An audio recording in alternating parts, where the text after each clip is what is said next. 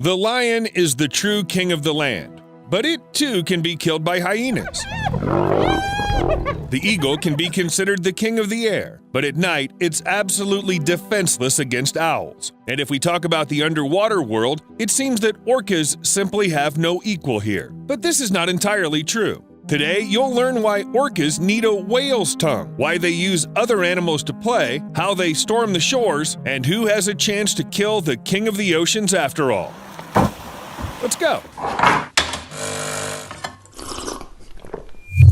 I don't think I need to explain what orcas are. They're huge, black and white, predatory, just devilishly smart. No kidding. To understand how powerful orcas are as hunters, it's enough to say that they have a thoughtful plan for each hunt, depending on what exactly is the future dinner. Orcas, and they almost always hunt in groups, choose a certain strategy. For example, they need to disorient a shark to eat it. For a school of small fish, something like a carousel of air bubbles will do, and when it comes to whales, it's better to see with your own eyes. The attack follows a brutal but working scheme. Orcas take turns ramming, biting, and pulling the whale by the pectoral fins, and as a rule, exhaust their prey. Even despite the size difference, one gets tired of such a thing. Imagine being bitten by several medium-sized dogs at the same time. And then they also try to drown you. Yes, orcas block the whale's breathing hole, and after a chase that can last for hours, the exhausted giant drowns. And then the final strike.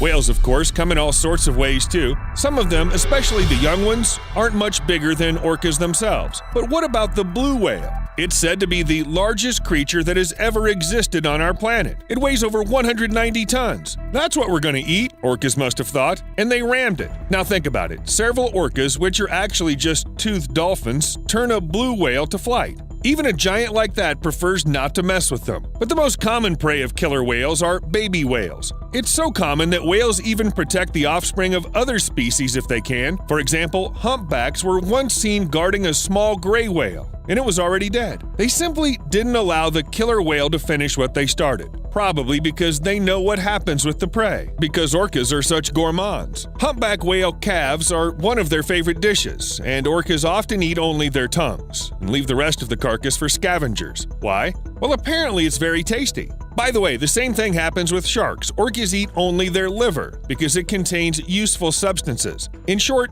sharks are kind of like vitamins. And you know, here I am talking about how orcas prey on different types of marine animals. Can anyone stand up to them? Just so long as it doesn't come down to the sperm whale. Orcas hunt females and calves of this species, but try to stay away from the males. The heavy and powerful tail of the sperm whale has the potential to deliver fatal blows. The exact force of such blows is unknown, but an adult sperm whale weighs about 90 tons. That's about 10 times the size of a classic Routemaster double-decker bus. Orcas wouldn't stand a chance if the sperm whale were a little more aggressive and smarter. Most whales are huge, but they're not really very intelligent. Apparently, all that they have are their tails. What if that same sperm whale was as smart as a human? Hey you! Yep, on the other side of the screen. What would you do if you were a sperm whale suddenly attacked by an orca? Surely you'd turn around faster and hit it with the tail. Or maybe you could use your teeth. Each of them weigh 2.2 pounds. It'd be nice to start using them. Another predator that can fight orcas back is the great white shark. You know, the creepy one with the killer eye? Orcas are considered the only natural enemies of great white sharks. And if the shark manages to bite first, the rows of razor-sharp teeth can pierce even the thickest skin. I think it's the species that can win this fight if it attacks first. If not, a special hunting strategy will come into play, as I've already mentioned. The killer whale pushes the shark to the surface with its broad tail, then stuns it. Then the killer whale, as if having some knowledge of shark biology, flips the prey, disorients it, and paralyzes it. Bon appetit! So who can beat an orca anyway? I thought of stingrays, but they're just part of the menu. Sea crocodiles have incredible biting power and a thick skin that no killer whale would bite through, but the jaws don't open wide enough to bite off anything important. Maybe you have some ideas. Write them in the comments and we'll be sure to read them. As I said before, orcas have many well-honed hunting techniques that they use depending on their prey, the landscape, maybe depending on their mood too, or they check their horoscope. One technique in particular struck me. Watch the hands, or fins. Seals often get out of the water on the ice floes to take a break. Nothing threatens them there, which means they can safely chill while bobbing on the waves. The orca is too heavy to climb on the ice floe and eat a seal, but it can always call its bros. Several predators line up, accelerate, then break right in front of the ice floe, creating a wave that just washes the prey away. Jetzt gehen sie hoch und ja, zack. All the orcas have to do is catch it in the water. There's nothing difficult here. They do it all the time. Sometimes, however, the prey manages to climb back onto the ice, and then the huge wave attack is repeated. Again and again and again. No one's in a rush here, you know. Oh, jetzt. Oh. As you've probably figured out by now, orcas are intelligent, ruthless predators that… What's that? Oh, another one? Maybe it means something. Yes. In addition to their other qualities, orcas are known for their rather strange playfulness. They play like real psychos.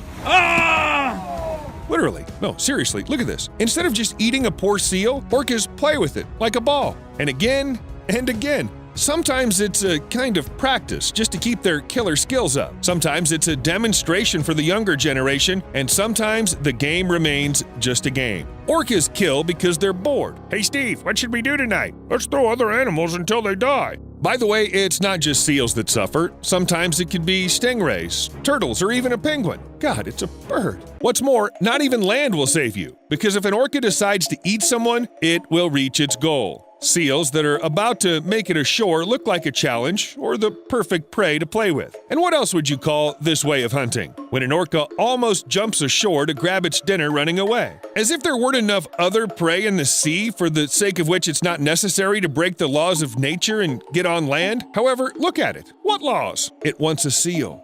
Sometimes this desire can turn into a serious problem for orcas. You can find tons of videos online of these predators who got too carried away hunting, missed the tide, and, yep, that's right, they got trapped.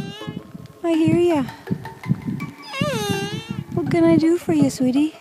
I can literally hear the seals laughing in the distance. In such a situation, the orca has only one option for salvation: to get help from people and wait for the tide to return to the sea. Of course, no one will drag a huge animal weighing 3 to 5 tons into the water on their own. Well, in case there's no people around, well, natural selection in action. I can't say that the population of killer whales would diminish without human help, but several dozen of these marine predators certainly owe their lives to people. Maybe that's why they sometimes play so happily with us. Fortunately, not as much as they do with seals, at least not usually. It all looks pretty innocent, even funny, even cute. For example, this orca named Luna lost its family and is so used to people that it acts like a playful puppy, a multi-ton sea puppy. Looking at how orcas play with people, somehow you forget that they're cruel predators, and they have no equal in the sea. And if you've seen Free Willy, you probably can't help but get the feeling that you're being shamelessly deceived. And it's true. Hollywood is the chief deceiver. Even those orcas that perform in aquariums aren't the sweet, good-natured creatures. The best and most horrifying example is Tilikum, a trained male involved in at least 3 human killings. The first was Kelty Byrne, who slipped and fell into a pool where Tilikum and 2 other orcas were. They tossed the girl between them with their jaws, submerged her in the water, and prevented her from surfacing. Kelty drowned. The second victim was a man who snuck into Tilikum's pool after the aquarium closed. But the third human attack was the worst. The orca dragged an experienced trainer, Don Brancho, into the water by the hair right at the beginning of the show. In front of an astonished audience, Tilikum played with the victim as if she were a toy. By the time the people could get to Dawn, she was already dead. What about the killer? Well, it soon went back to performing. Don't let the money go to waste. The most recent tragedy occurred at SeaWorld Orlando amusement park, but orcas aren't only kept there. I think they're at every SeaWorld aquarium, and they don't seem to forget their wild habits anywhere. They're predators that have no equal in the ocean. They're strong and intelligent. Why not hunt in the middle of a pool? So at SeaWorld San Diego, orcas don't just attack when they see something edible in front of them. They use bait to get the birds to come closer, and they do so quite deliberately, tossing pieces of, what is that, a fish? So pieces of fish closer, and then they wait, and it works. Orcas probably hunt birds just for the sake of hunting. They're playing. But you know, maybe from Tilikum's perspective, all the victims were part of the game too. I'd prefer to stay as far away from orcas as possible, especially if they're kept in captivity and already too used to humans. What if to them we're just skinny, hairy seals? We'll see you later.